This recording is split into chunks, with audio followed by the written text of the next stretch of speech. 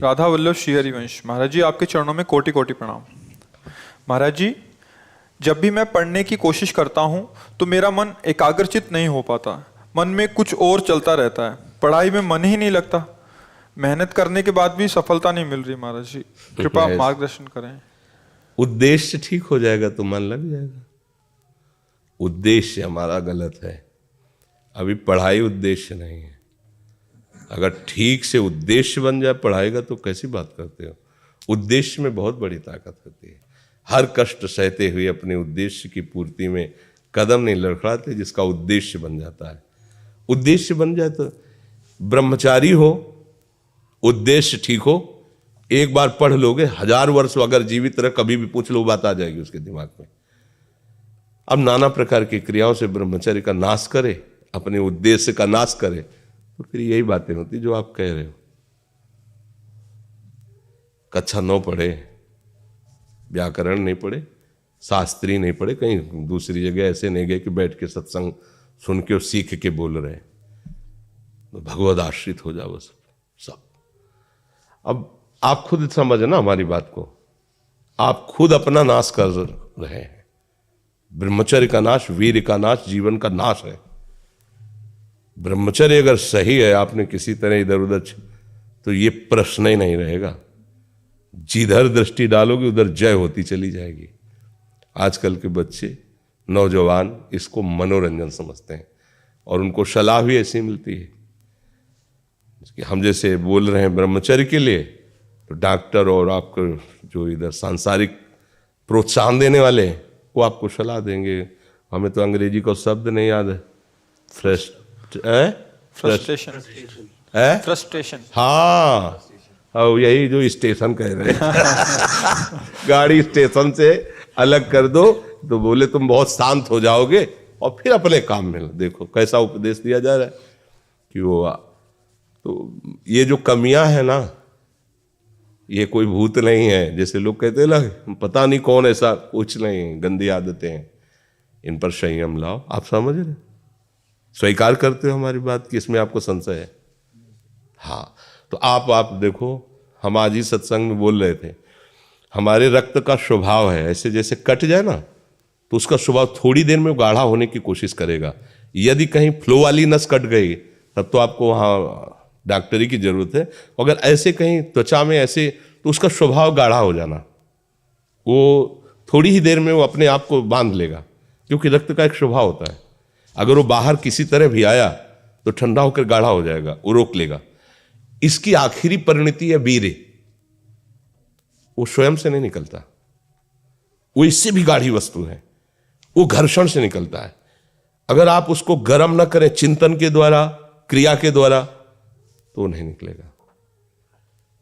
और जब हम उसको, तो फिर वो जीवन को नष्ट, प्राय इस पर बच्चे ध्यान ही नहीं देते कि ये कोई मार्ग भी है। और परिणाम क्या होता है कि फिर वो संसार में, जिसे डिप्रेशन कहते हैं, मानसिक रोग से ग्रसित हो जाते हैं, क्योंकि इसका परिणाम यही है। या तो आपको प्रमाद और आलस्य युक्त होकर समाज से अलग पड़ा रहना पड़ेगा, और या फिर आखिरी कि आत्महत्या कर लें, ऐसी सलाह आपका मन देगा, ऐसी स्थिति में पहुंचा देगा। इसलिए हमें लगता है जब तक ब्याह न हो तब तक ब्रह्मचर्य से रहो, ब्याह भी हो जाए तो संयम से रहे। ये जीवनी शक्ति है, ये किसी के साथ खिलवाड़ नहीं करना चाहिए। पढ़ाई लिखाई वो कैसे तुम्हें बताए, अभी आप छेड़ना मत। जैसे लोग कहते ना, मैं बहुत परेशान हूं, कुछ करता नहीं हूं, ऐसा हो जाता है वैसा हो जाता है, तो आपको हम बता रहे रक्त का स्वभाव है जैसे, तो इसकी आखिरी परिणति है वो वीर। उसका स्वभाव नहीं है बहना, उसका स्वभाव ऐसा है, उसको जब तक ताप नहीं लगेगा तब तक वो बाहर नहीं हो सकता। आपने गलत अभ्यास किया, माना 2-4 महीने 5 महीने वो अपने अभ्यासवश पतित होगा, लेकिन आप छोड़िए, उसका चिंतन छोड़िए, उसकी क्रिया छोड़िए, अपने आप वैसे हो जाएगा। जैसे रक्त है, आप 1 महीने में देना शुरू करो, जो देने का नियत कितना, 100-200 ग्राम 500 ग्राम जो भी दिए, 300 जो भी आप दीजिए, हर महीने तैयार हो जाएगा। और आप ना दीजिए तो आपके शरीर को अभ्यास हो जाएगा, आप दीजिए तो शरीर को अभ्यास हो जाएगा।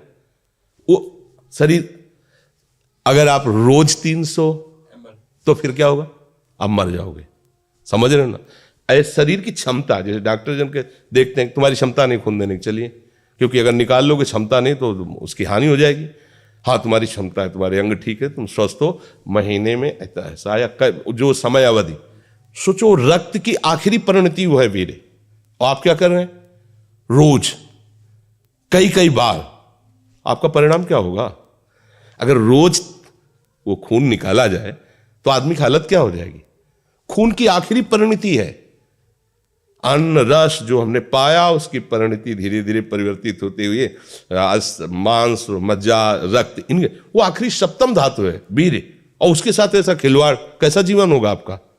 तो इस पर कोई विचार ही नहीं करता, समझता है ये तो केवल बाबा जियों का विषय। नहीं, आप मनुष्य शरीरधारी हो, आपको भी संयम से चलना है, और जब तक ज्ञान हो तब तक तो संयम से ही चलना चाहिए। बच्चे बच्चियों को तो गृहस्थी में अच्छे गृहस्थ बनेंगे जाकर, फिर उनकी हानि नहीं हो पाएगी उतनी।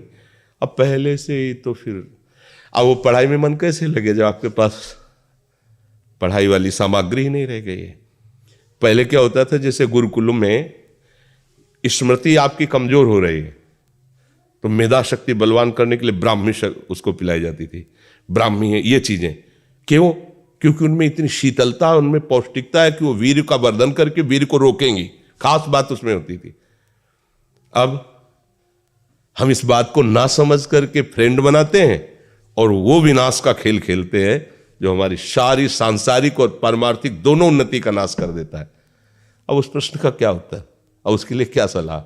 आप सही ढंग से रहो, अच्छा खाओ पियो, थोड़ा व्यायाम करो, सबके प्रति पवित्र भाव, अभी आप आनंद में आने लगोगे।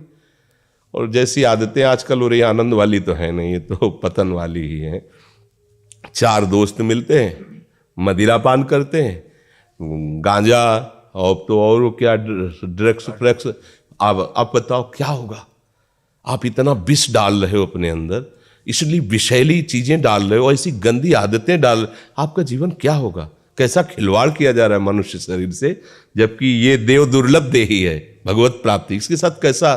तो बच्चों को ना तो सत्संग मिल रहा है, ना शास्त्र स्वाध्याय मिल रहा है, ऐसा ही संग मिल रहा है जो पतन का कारण क्या हो रहा है। अच्छा, बहुत पढ़े लिखे हो और शराब पी के नाली के कीड़े की तरह पड़े हो, माता पिता का अपमान कर रहे हो, मन मानी बेविचार कर रहे हो, पढ़ाई लिखाई क्या हुआ? पढ़ा लिखा से भाई विद्या तो वही जो विनय, पवित्रता, शालीनता, सभ्यता, नम्रता, ये तो सद्गुण विद्या में आज की रह नहीं रहे।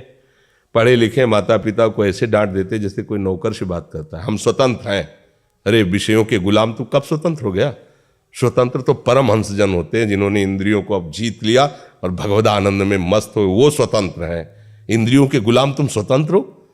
जो विषय जब चाहता है तुम्हें गिरा, तुम स्वतंत्र हो?